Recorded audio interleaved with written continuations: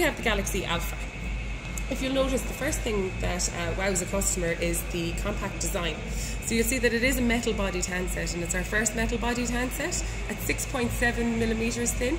It's our thinnest handset on the market at the moment. The back, you'll notice, is still the perforated glass fibre, and that's because it's very resistant towards cracks or dissipates shock very, very well, which is why we kept it on the back. It also sits in line with the Samsung philosophy. It's a warm feeling to pick up the phone rather than the cold metal.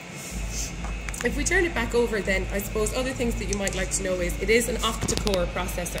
And what that means to a customer is it's actually 2 quad-core processors running together at the same time. But each processor works by itself.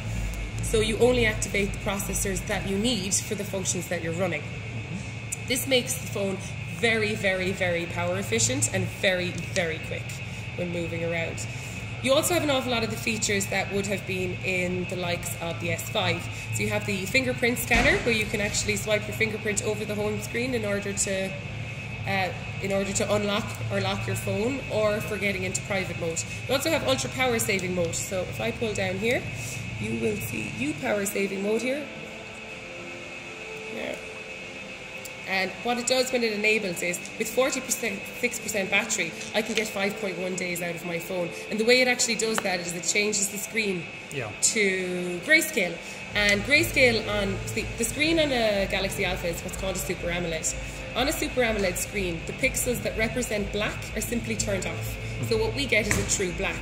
When you convert the screen to black and white, all of the black is not using power anymore, so it's only the bits of the screen that are lit up that are using power, which actually gets you a much longer standby time. However, you can still use all the functions of your phone, so you can still use the internet, you can still use Facebook, you can still use your phone, you can still use messages. It's just that you view it in grayscale instead of full colour. Okay. So you'll see here you can add in applications as you need them, and you just view them in grayscale. It's very easy to disable ultra power saving mode. Press disable, and it will revert back to the original user profile. So, I mean, that's a brilliant battery extender. Samsung are saying if you get down to 10% battery, you will get 24 hours battery life out of it.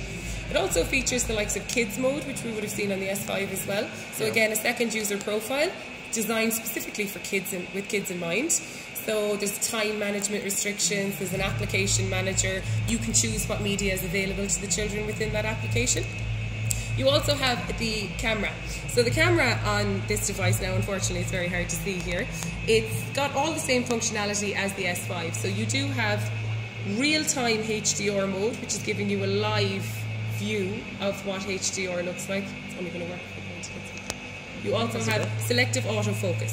What selective autofocus allows you to do is manipulate the depth of field after you've taken the photo. Sure. Now, so it is a 12 megapixel camera, but it does have the same BSI CMOS sensor that we use in all of our devices. And the image sensor is what gives you such good quality out of the pictures and brilliant quality in low light conditions.